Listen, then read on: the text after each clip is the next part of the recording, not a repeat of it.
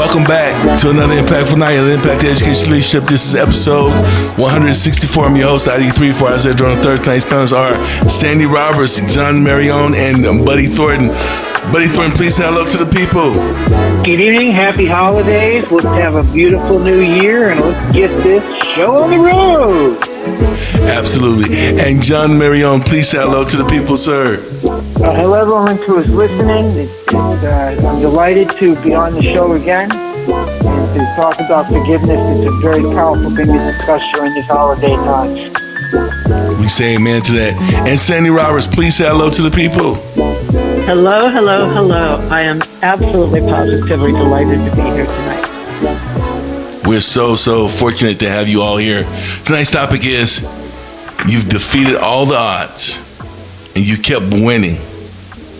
But can you forgive? We share the same fears, and that is missing out on opportunities, missing out on life, wanting to look great and feel amazing, and living our best life. However, some people never reach this goal, which may cause animosity among those in their circle. But when it gets to the point where that animosity turns to hate, we have a problem. Because when you hate someone, that's an evil thing. It's evil, and it reminds me of an infection. It reminds me of a sore, a wound that spreads when it's infected and left untreated, that will eventually spread throughout the whole body and make the whole body sick, make the whole head sick until death. People often don't hate you because of something you did to them directly. People hate them because of the choices that people made. They hate you because of your choice. They hate you because of your opportunities. Mainly when it seems like they missed theirs. And this hating thing is so contagious. It's contagious, and it spreads amongst family members, amongst friends, amongst cohorts, colleagues, you name it. And that is the topic that we're going to talk about tonight. We're going to talk about it. We're going to address it. We're going to bring it forward. We're going to expose it because we're tired. We're tired of the embarrassment. We're tired of people that have been rejected and they have turned to something totally different when it was a learning opportunity for them, when it was a growth opportunity for them. Because so many people have defeated the odds. They have defeated all of the odds. But yet, when it comes to forgiving and forgiveness, they keep losing. I want to bring first to the panel Sande Roberts. When we gave you this topic for the night, what was the first thought that came to your mind? The first thought that came to my mind was that rejection, the lack of forgiveness, and jealousy.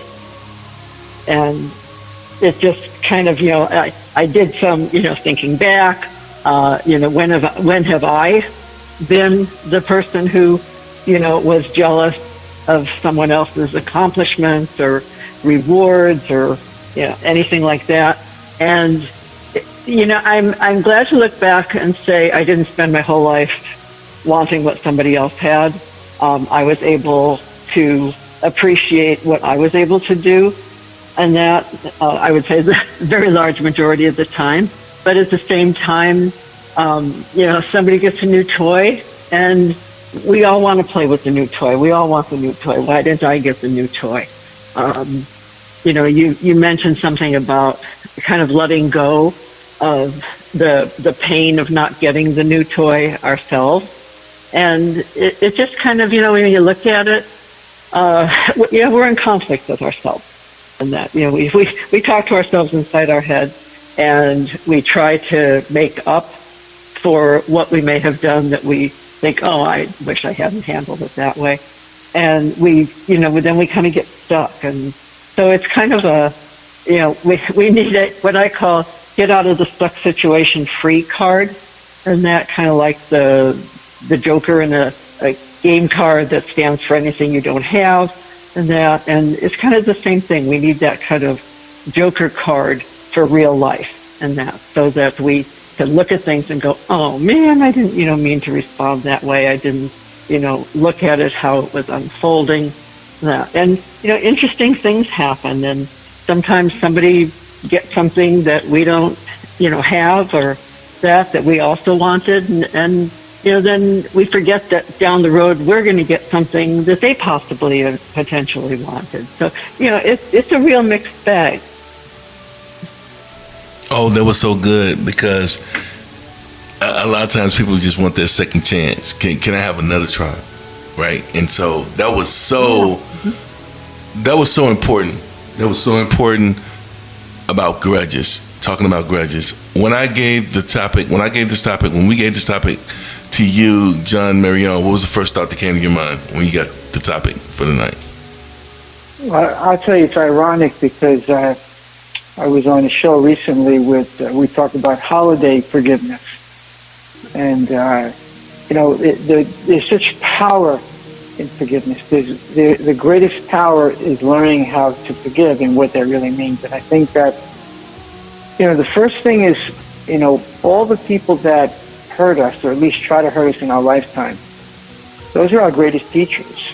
If we really think back to the trauma that was created upon us from those people.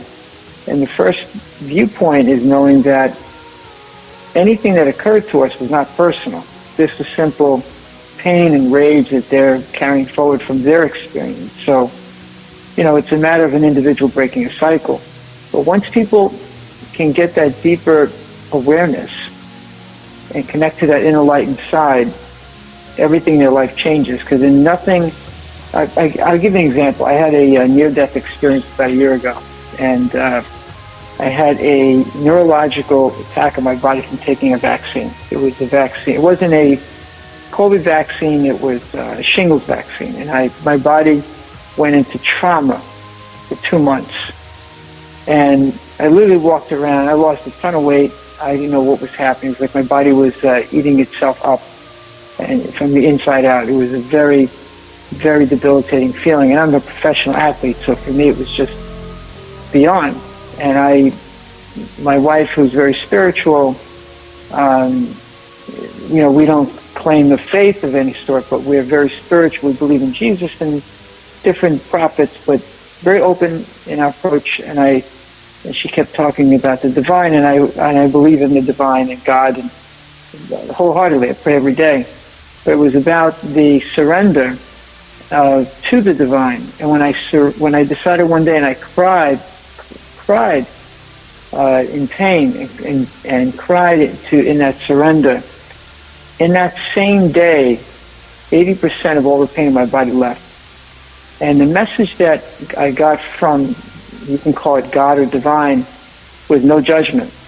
It meant to release all of the judgment I've had of anyone who hurt me. No judgment. Everybody's on their soul journey. They come into this reality for the experience. And what we perceive as pain and punishment and sin and all these things are a journey. And if we don't forgive, then all of the pain that we experience stays in our body. But by forgiving, we're releasing all that pain. And then, ironically, the next day, the other 20% was gone, because then I was introduced to a medicine that guided me out of it completely. Like within 2 days, everything was gone. And that was very powerful for me to understand the importance of not judging. So when we judge those who hurt us, we live with the pain that they endured. Now it's in us. But we don't want to carry that pain forward. I know I said a lot. You asked me the first thing came to my mind. A lot of things come to my mind. So No, that's Please no, excuse me for no, talking a lot. Yeah. no. That was perfect. That was perfect. And I want to thank you for sharing that. I want to thank you for being transparent, Sandy, and I want to thank you for adding so much to the podcast. We just started, and already it's going off into the orbit, right? The outer space. When John, when you talking, I saw the venomous thing that happened to you. That venomous bite, right? Because you were going for self-care. You were going to manage your health, but in the process of you managing your health, you went through something that was so deprecating, something that was so life-changing, and you were on the blink of death. All because you were trying to take care of yourself. And so, no, I want to thank you for that. That had to be said. That was important. And thank you for letting us know that, no, that wasn't the vaccine for COVID-19. That was for shingles. Buddy Thornton. That's right. I'm coming to you next, sir. What was the first thought that came to your mind when you got the topic for tonight? Well, the biggest thing that I think about is how important forgiveness is and how absolutely unrelenting the need for forgiveness is across society. And yet most of society, I would say bordering on well over 90% of people, do not understand where forgiveness starts and the process to actually work through forgiveness. And I have multiple references that I'll use when I answer my question later. But the most important thing is that, we all have to face forgiveness almost on a daily basis. A peer of mine, Jesse Bowen, just released a book called God Forgives, Why Can't You? And I think that's where we're going to start. And I circled back to his book because I read it and I edited it and I looked at it and I said, this is very apropos. So we're going to start there, but we'll jump into it when we answer questions. Yeah, go ahead, Sandy. I think you were going to say something because I feel like forgiveness is a spiritual thing. And what do I mean by spiritual thing? To forgive someone that traumatized you, to forgive someone that hurt you, you have to find a certain place in your psyche, in your spirit, to gain the strength, the fortitude to tell them without telling them, I know what you did, but guess what? I'm going to ignore it. I'm going to exonerate it. I'm going to liberate you because I love you enough and I love myself enough not to go through this cycle of pain and hurt over and over again. So guess what? What you did to me wasn't that important. I forgive you. Sandy, what were you about to say? You know what? As you were just talking, it made me think of a piano with a note that was broken. And you play the song and you hit that bad note and it's there and it's painful and it hurts the song and everything. And you have to do something about it in order to have it play the tone it's supposed to play. And so, there's nothing wrong with fixing the piano. There's nothing wrong with fixing, an error that we might speak in some manner, like the bad note on the piano. And that as long as we also look at doing what we can to make sure that it doesn't continue on that way. Does that make sense? You're talking about harmony. You're talking about when the piano player comes and tunes that piano, he is, if you ever see a piano tuner, it's something amazing. And anybody can't do it. You have to be specialized. You got to be an expert to do it. But they have tools that they have specialized tools that they come in there and they are tuning this piano. It's not a quick process. They're going through all the strings and it sounds very dissonant. It sounds very disruptive at first, but as they're going through and playing the scales and playing different tones and intervals and chords until they get the harmonious sound, that's exactly what you said, and it made so much sense. I never thought about it that way, But that's how you get to the peace. That's how you get to that forgiveness that you were talking about. And our piano tuner could be the therapist, could be the coach, could be a best friend, and that, someone in a position to help us, or someone who's a friend and, can help us. So, yeah, I like the piano tuner. My life has taken a very interesting step in that I was not expecting, where a dear and wonderful person who I worked with when I was working and teaching classes at the college, and then at the college's charter high school, and that we worked together for 7 years. He was the principal. He just took a position as the principal on the Indian reservation here, and he begged me to come and teach there. And I said, come on, I'm over it. I'm not doing it anymore. I'm aging, and that. He says, no, I need you. You have to, and that. So I agreed, and I've been out there a couple times. The school starts up again next week, and it's just like I'm enjoying it so much, and so much of what I'm enjoying is the trust and appreciation that the person has for me, and I want to make sure that I'm able to pass that on also. And it's just that moment of thinking, you know what? Just like you guys, you have my back. You say kind things. You invite me to be part of something that's important here on your podcast. And I want you to know I appreciate it. Oh, Sandy, we appreciate you.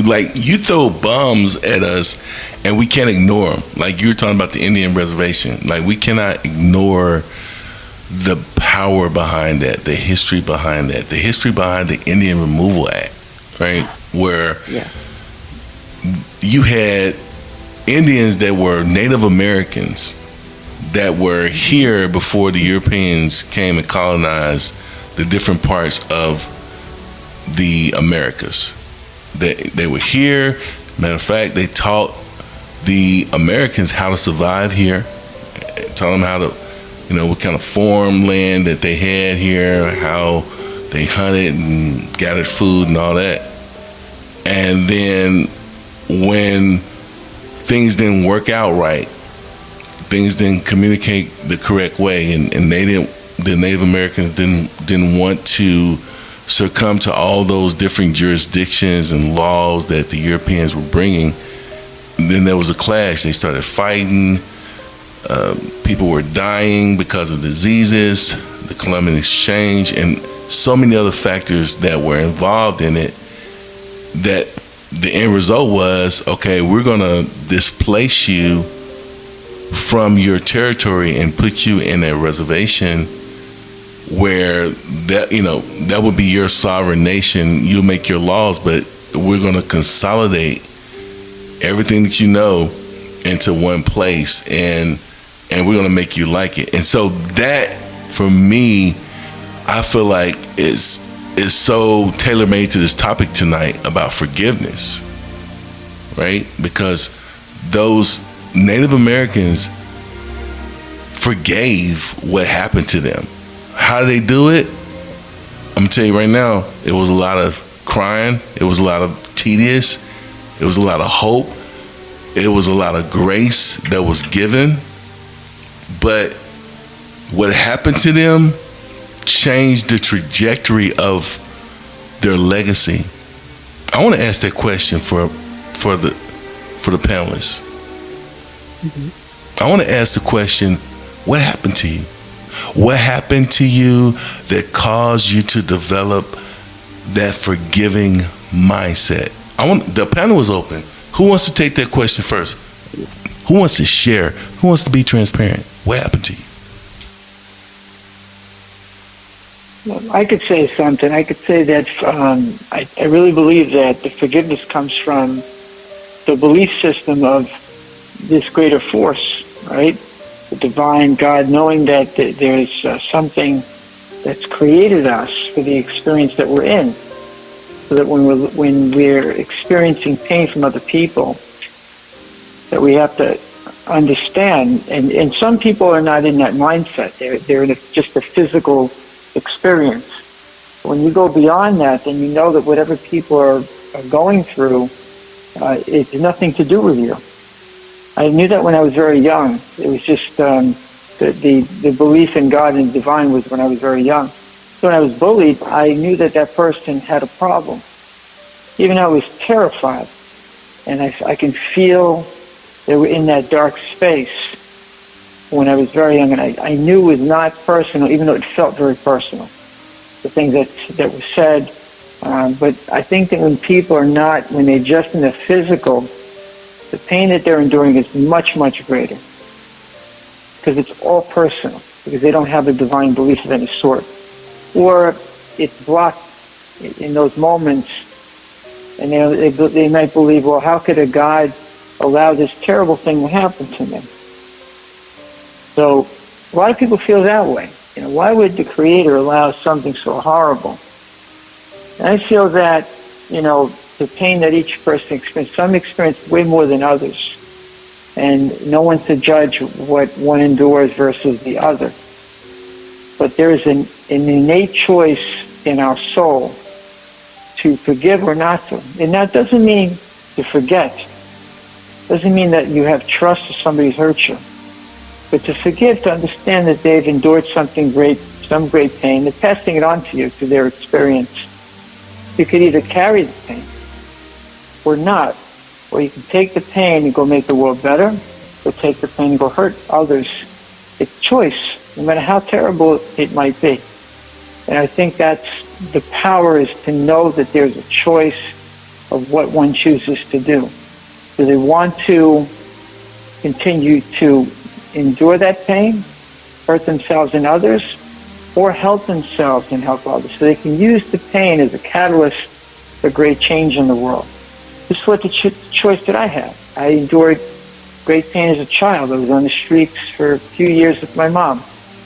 She had a terrible addiction and left us without a home, going from place to place to sleep, family, friends. Sometimes a place with no furniture, sometimes food, sometimes not. And it was a very challenging few years for me. But she has, it's very private. I won't share what my mother has to say, but I don't want her to ever feel guilt. I am so glad that her and I had the experience together, because I have such great empathy for people who are homeless. I have a deep understanding. I have empathy for people who are they're in jail for whatever they might have done. I can understand how things can go very south very quickly for some people. And it can happen to anyone. The vulnerability of the pain that people endure and the choices that they make. No one's to judge, even though everyone does. So that's where my forgiveness comes from. It's, like I mentioned earlier, this great power. And Buddy Thornton mentioned Jesse Bowen. Jesse Bowen's a friend of mine as well, Buddy. We actually did he was on my broadcast about 2 weeks ago with his book. And we were just dancing with that word. It's probably the most important conversation to be had in these times. The world is in such great conflict because of its inability to forgive. And actually, if you took the word forgive, you would to be forgiving. Because when you're forgiving, you're not in the pain of holding on to the pain that was passed on to you. You're in the opposite. You're like, I want to give back to humanity. I want to do good in the world with the pain that was brought upon me. It's a choice. It's a choice. Even though it might not feel like it, it's a choice that we all have. And we'll continue to experience different things from people, and we can choose to carry the pain or not to. And I think that's one of the biggest lessons in this reality that we're experiencing as humans. So that's my thought for right now, but I'm certainly enjoying this conversation. No, listen, that was so powerful what you said. And the one word that came to my mind was redemption. Redemption. Who's next? What happened? What happened to you? What happened to you that caused you to develop a forgiving mindset? Because you don't just get that level of thought to forgive people that hurt you, that traumatized you. What happened to you? What brought you to this point? Who's next? Who wants to talk about it? I'll jump in here. Back in the early 2000s, I had a business that I was running that was a multi-million-dollar business, and I had a partner who embezzled money from me, a fairly significant amount of money, and we ended up having to sell our client list and close that business and open another business to separate him from the business legally. And there was a lot of angst and a lot of recrimination, and there was a lot of ways I could go, but his wife contacted me. And to make a long story short, she's a lieutenant in the prison system in Arizona. And she told me that if I had him arrested and filed charges against him, that they would automatically terminate her employment, and she would have lost her pension, her income, her entire way of living.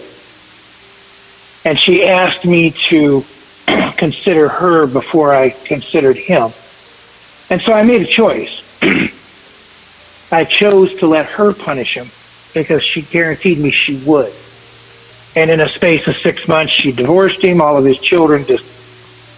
And to make a long story short, karma definitely bit him. And that's far more than what sitting in a jail cell would have done if it had also harmed his wife and his children. And I realized at that moment that if you don't know the backstory, if you don't know the origin story, and if you don't know the actions that you're going to take when you are looking or asking for someone to apologize or do something, you have to understand the role of forgiveness in making positive choices. And that one act led me to look for answers. And I found 2 books. One was Ken Sande's The Peacemaker, which is all about forgiveness, and it's a very faith-based book. And I also found Brene Brown's The Power of Vulnerability. His wife came to me, and she was extremely vulnerable, and she told me exactly what would happen if I took a certain course of action. And based on her willingness to be vulnerable, she put a choice in front of me that I had to make. And it put me on a path to understand that I needed to know a whole lot more about anger and forgiveness. And that's what got me started. And I'll save more for later. Oh, God, powerful as always. Sande Roberts, it's your turn. And we know you're going to be transparent. You always are.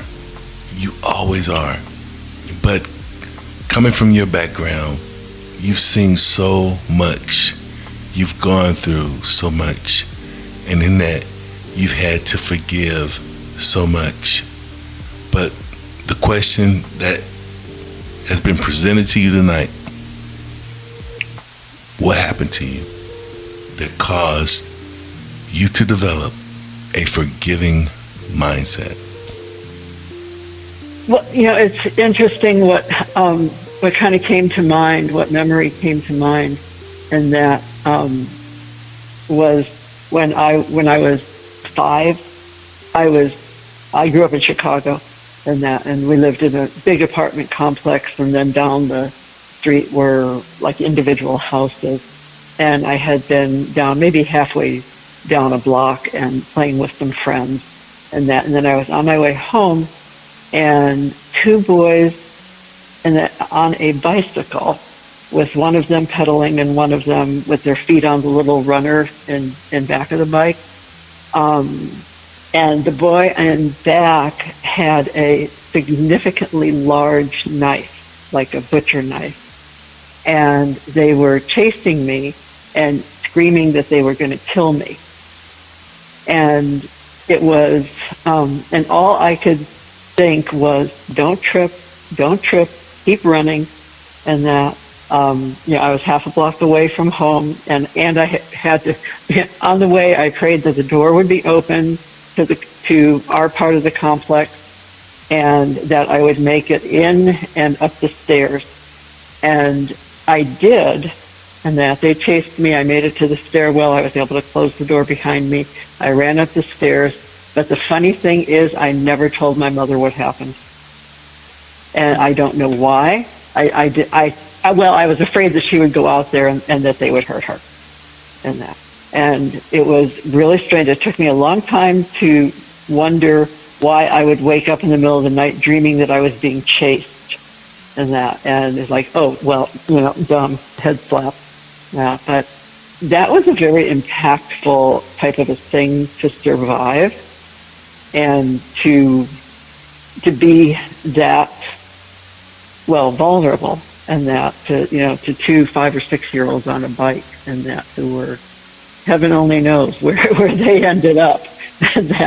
But it wasn't in my friend circle. But you just never know what's going to happen and how it impacts you, and what may lurk in your subconscious, so that when you're dreaming, it comes through. So if anyone has some strange dreams, or dreams that are kind of almost like nightmares, and that it may come from something that we experienced and we're not even thinking about it. And I would have to say that was probably my biggest terror moment of experience, and obviously gratitude for making it, for them not catching me, for them not hurting me, and that. And I found it very interesting that I never told my mother. And she's been gone for a long time, so she's might be listening from heaven, but that was kind of an interesting type of a thing too. So yeah, that's it's strange what lurks in our mind of memories, that and when they come forward. What upsets me about what you said, because I'm upset right now. What upsets me is, because I was in the Army. I was in the Army for about 14 years, and what upsets me is we went to World War II for 2 reasons. One reason because of the bombing of Pearl Harbor, but the other reason was because of the mass murders of the Jews, right? That's why we went to war. Now, for me to try to understand, why is it that when the Jewish people came to the Americas, when they came to the United States, they were persecuted again? That hurts so bad to the core. We went over there to fight because of the mistreatment of a people, but then when we allowed those people to come here, we disrespected them, we treated them not right, and for Jewish people to forgive, to have that mindset of forgiving and moving forward and moving on, I love Israel. I'm just gonna say it like that. I love Israel. I love Israel. Let's get more in depth with this conversation. Buddy Thornton, how you doing? What you got going on? I know you've been busy, but tell us what you got going on currently, sir. Well, I think tonight's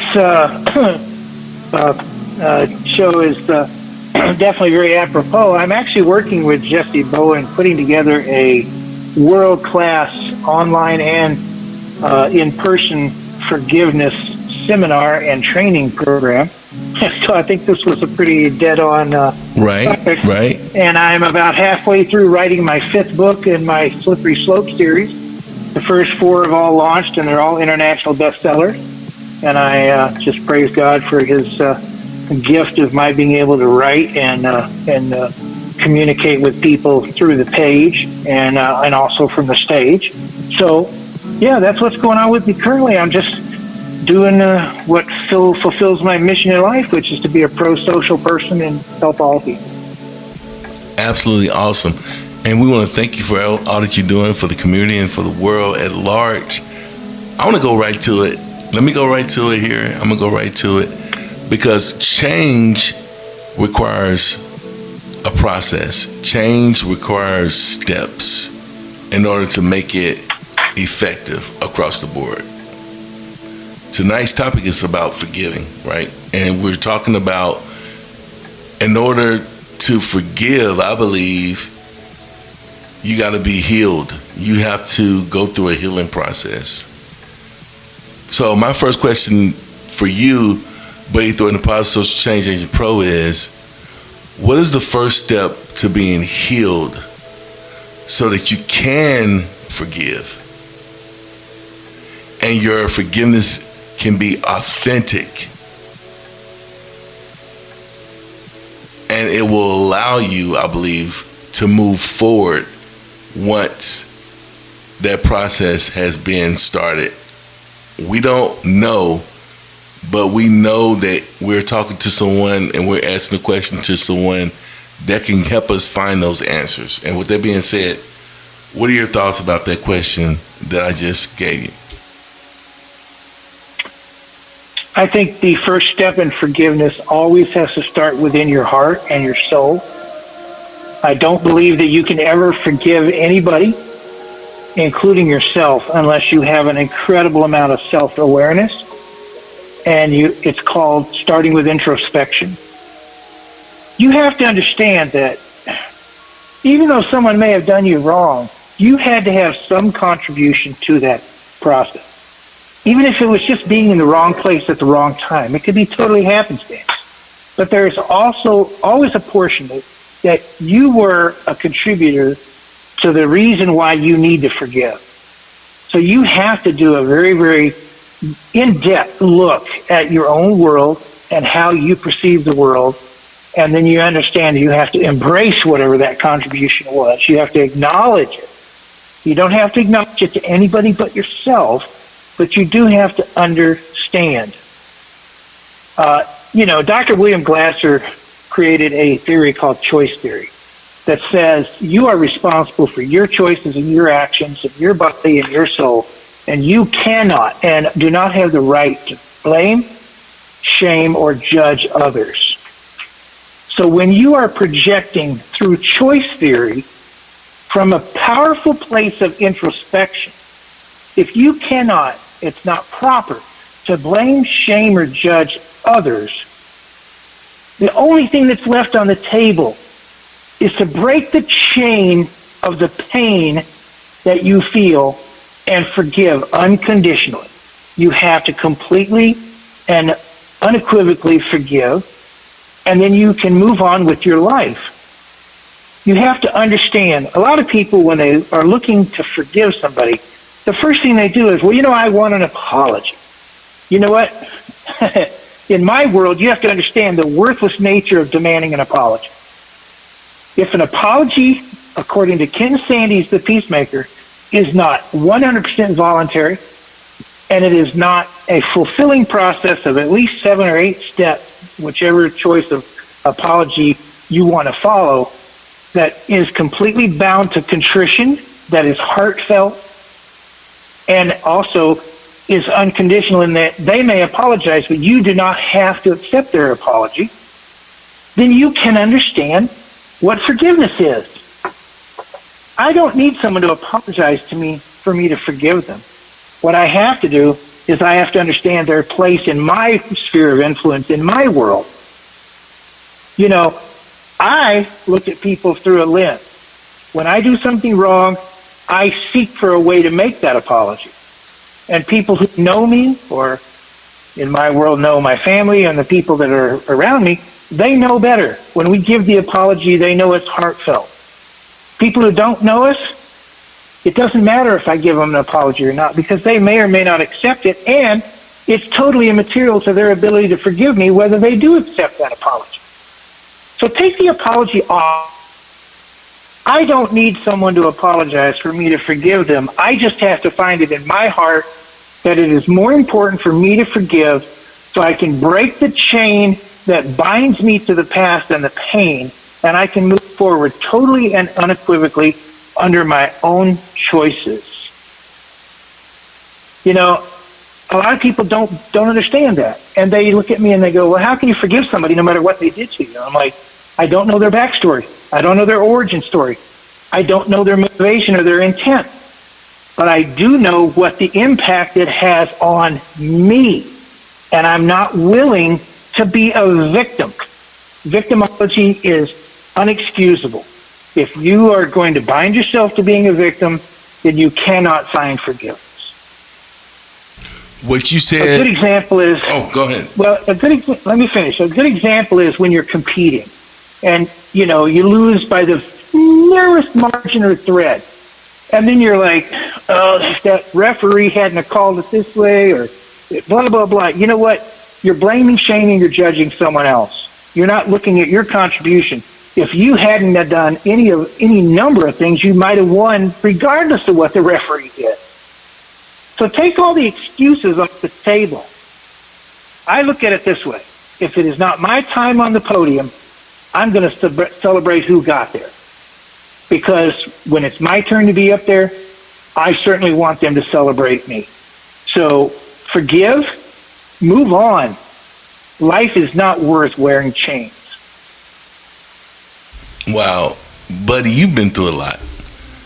You have been, I know it, since I've known you, you've been through a lot. You've been through life and death. I was talking to John Mirrione about that very same thing earlier. And I was talking about the hostility and the bitterness that comes with unforgiveness.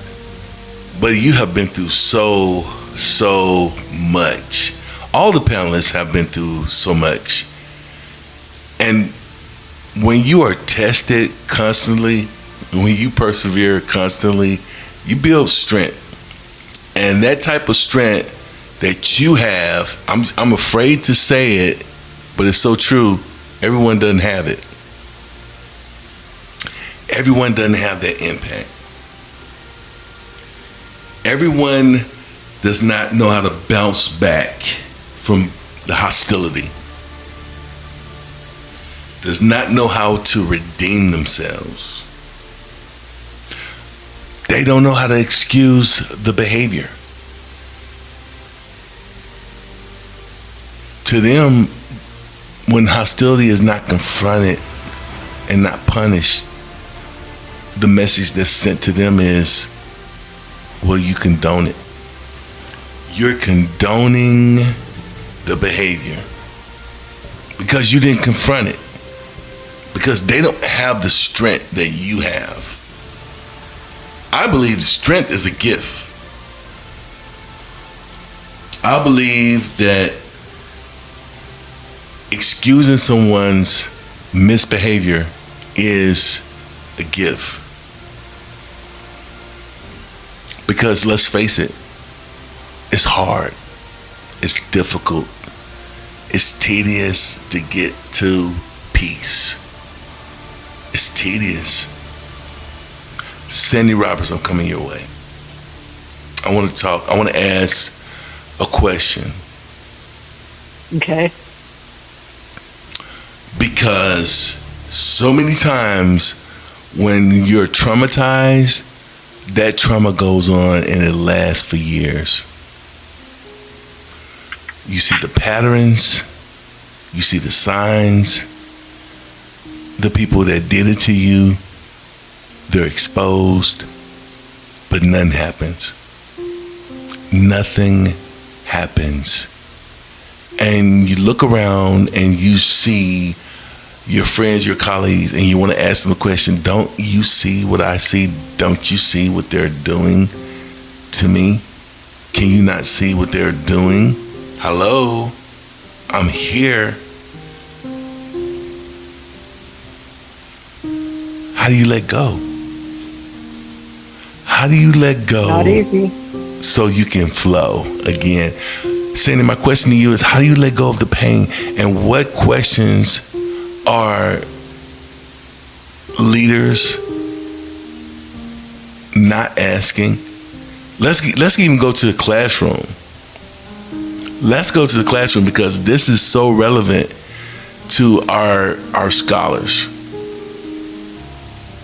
How we teach our scholars how to let go, especially with the girls, especially in middle school and high school, right? How do we? Yes. How do we? What's your thoughts? They need a trusted adult. Yeah, they need a trusted adult who cares about them and what they're going through and is willing to step up and help. And what I learned working with teenagers for the past 30 years is that's what it takes. They have to have an adult. It doesn't have to be their parent. It's wonderful when it's the parent. It's wonderful if it's the parent and someone else that they can look up to and trust. But I have been blessed so many times by other students dragging their friends in and to my room and then saying, tell her. And they go, but it's an adult. And they go, no, it's a different kind of adult. You need to tell her. And to me, that's the greatest honor on the face of the earth when someone says that, does that. And it happens frequently. And I'm honored that that's something that I'm able to do and be, and that trust, that they need trusted adults. It doesn't have to be their parents.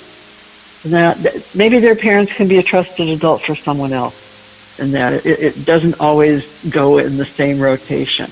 And that hopefully their parents are trusted adults, but as parents sometimes we tend to overreact, and our kids are trying to kind of figure out the world on their own also.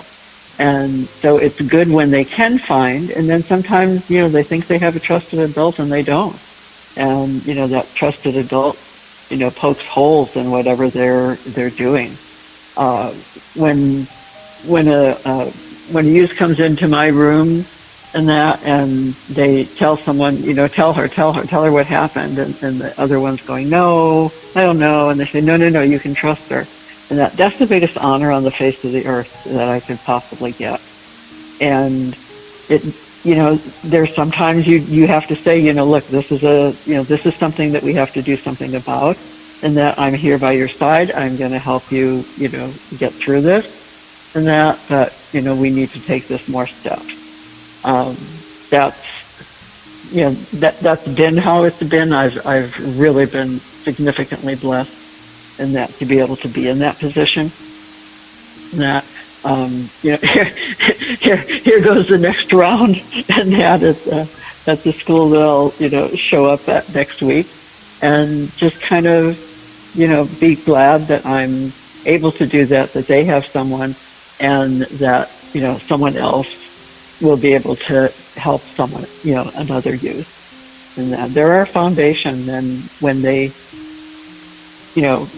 have to work extra hard at even finding out that there's adults that can help them, that's sad. And so whatever we can do to enlighten the adults to the degree to which they can enhance a youth's life, to me, that's what's important. What you said is forcing me to open the panel. It's forced me to open the panel because hate is shown in so many different ways. Hate is shown in so many different emotions. Like, for instance, avoiding eye contact. That's hateful. Like, for instance, balling your fist when someone's talking because you don't want to hear what they got to say. I'll tell you a sneaky one: forcing a smile or forcing a laugh, being fake. That's a part of hate. You can forget about getting a hug from that kind of person. It's not going to happen. You can forget about it. You can forget about it because they're not going to let you in their space, for one. And for two, they really don't care what happens to you. But if you have a great idea that will make them look good, they'll run with it. The panel's open. Sandy Roberts, you did it again. what you said forced me to open the panel to get more clarity about letting go of the pain. The panel's open. Who wants to take that? How do you let go of the pain? Who's first? Who wants to go? Yes, I have a lot of examples of having endured pain and having to forgive. You know, I'm also, a couple of you, I believe, you're a veteran. I'm an Air Force veteran. I served in the 80s all the way into the Gulf War. But during my first year, I had a roommate, and he became my best friend immediately. And I went to the bank, and he came to the bank with me. And I went with my bank card. I didn't know he was hovering over, looking at the code I put into the bank. Well, each time I went to the bank, I noticed that my balance was going down, and I couldn't figure out why I was losing money in the bank because I wasn't withdrawing as much as they were showing. So I went to the bank manager, and the bank manager says, well, you know, you've come to the bank several times, and you're taking this money out. I says, no, I'm not. I says, you need to look at your cameras because I don't understand why I'm losing all this money. I said, I don't make much money to begin with, and whatever I'm making, I'm losing it. So he went to the camera, and he noticed that there was somebody taller. It didn't look like me.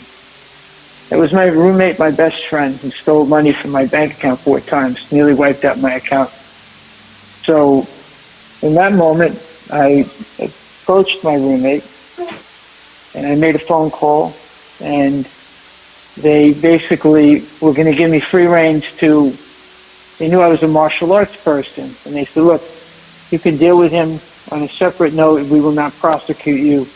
I said, no, I'm not going to beat up my friend. I said, why don't you deal with it the way you're supposed to and use the system? I said, I want my money back, and I want him dealt with the way you deal with it.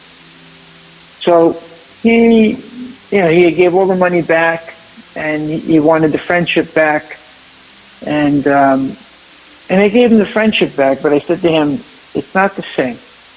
I can forgive you, but I can't trust that you wouldn't steal from me, because you have a problem. I said, but I do love you, and I forgive you for what you've done. In fact, I had a leather jacket that he loved, my leather jacket. And I gave him that jacket before I had left the military. So we left the relationship on that note. But it was a very painful thing to experience, your very best friend taking your money from your bank account 4 times and then looking on the camera and seeing it. It was a very hard thing as a 19-year-old to digest. But I learned about love, and loving someone even when they hurt you that way was a very powerful thing to learn as a young person, that the ones closest to you can really create the most pain. In fact, they often do. I had another situation. I had several situations. I had a recent family reunion, maybe about 5 years ago. My closest family member, which I won't, just to be respectful to them, took part in raising me, and with the 12 years would not talk to me because I challenged them on an issue. Just because I challenged this person, they were very controlling. They had to control the relationship. They ended the relationship, and I lost a chunk of family. For 12 years, they didn't watch my kids grow up. They missed a big part of their life. Well, my kids and I would talk, and they'd say, "Well, they're a family dad," and I said, "No, I will continue to try to reach out." And we finally reached out and made contact with this family that took part in raising me. What I realized is that I didn't need the apology. I just wanted to see and feel the love, to see if things were different. So it's kind of like the apology didn't have to be said on either side. It was the joy of just being together again and them seeing my children. They can't fix what they've done, but moving forward, things were much different. So it's been several years of them knowing my kids and visiting each other and whatnot. So apologies aren't always what's needed. It's the action It's love in action that's needed. But it doesn't mean that these same people can't hurt you again the same way. It's to be aware, to know that as humans, people can still hurt you. And you have to take that risk if you want to be happy. Because a lot of times I find people who, they're in a habit of cutting everybody off. You hurt me. You're no good. You're out of my life. Well, a lot of these people end up by themselves because they don't know how to forgive, or they don't realize that other people are going through their pain, that it's not so personal. They're thinking, well, I'm a strong person because I'm getting rid of all these bad people. There's that extreme. And then there's the extreme of people who are so forgiving that they keep getting hurt by the same people, and the same people keep doing the same things to them over and over again. That's a doormat. That's not okay. That's punishing. So there's a balance. And that balance is varied based upon the person that you are and the relationship that you're choosing to have. And there's really no right or wrong with it. But I do believe in standing firm and not allowing people to hurt you and have boundaries. But to be forgiving if you want to have enduring relationships. Otherwise, you end up by yourself. And that's what I've learned most recently. It's important to I keep my door open. And in other words, I don't have any relationship in my life where I'm like, you can't enter that door. And obviously, unless somebody's life-threatening, which I don't have that in my reality, but there are people who have that. That's different. Somebody's life-threatening, you may not want to reintroduce that relationship because they're maybe a physical threat. But most relationships can be reintroduced, but can have a different kind of boundary based upon the person you're dealing with. The toxic energy is just so debilitating, and that toxic energy is the greatest cause of heart disease and diabetes and every ailment. I think two things that are killing us is our toxic thinking and, of course, our toxic food. The toxic thinking is number one. And that toxic thinking is all the terrible things we're thinking about other people, all the people we feel that have hurt us. And we can't let that go because it's so personal to us. Like, it's just about us. And it's just not. It's people going through their own pain, and we're choosing to make it our pain. And what a waste in our life. And that's what breaks people down. That's what breaks everything apart. That's why I feel that this forgiveness conversation is so timely, it's so important with the holidays. It's so important that the world understands it. If we had this thinking as a collective consciousness, if the world really understood forgiveness in a global way, we wouldn't have wars, we wouldn't have any of that. People had nothing to fight for anymore. When I got the analytics back from the people that we hired to do the analytics, they said, y'all have 90 countries listening in, and they said over 1,200 cities across the world that are listening to podcasts, and they love it. They listen to it. Some people listen to it every day. Some people listen to it every week. And you know what? We're just doing what we do. We're serving the community. And with all the extra stuff that comes with it, hey, we're grateful for it. We're so grateful for you listening in. We want to do a shout out to the Barbados, the people in the Barbados. You guys have been very active in listening. Also, Bangladesh has been. Germany is in the house. France is in the house. Spain is in the house. Puerto Rico is in the house. Dominican Republic is in the house. Ukraine is in the house. Poland is in the house. There's so many more. We're going to meet you later. I want to make sure that people do understand that forgiveness, unequivocal forgiveness, where you do not expect or need the participation of the other party, is the hardest choice any human being can ever make. But it is strength of character. It is determination to break the chains that hold you to the pain. That is the most important aspect of your power. You have all the power in the world if you simply choose not to allow someone else's choices to have power over you. Stop being a victim.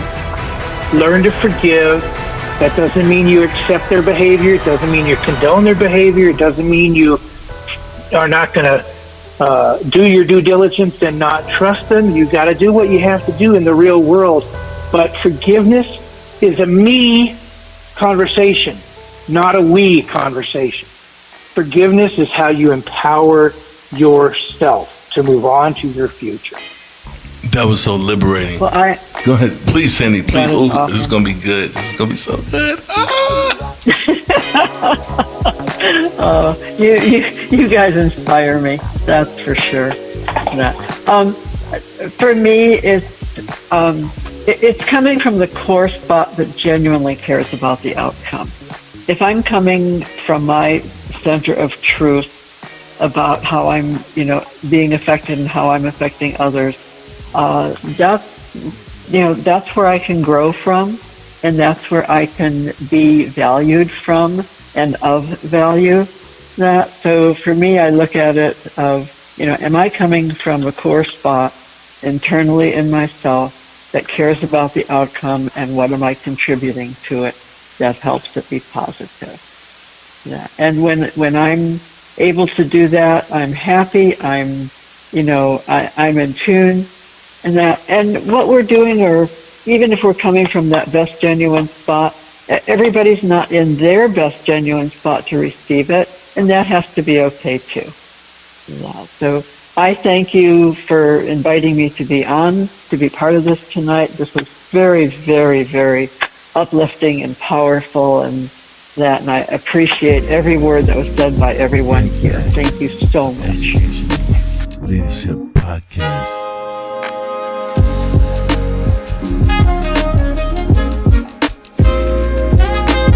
Facebook,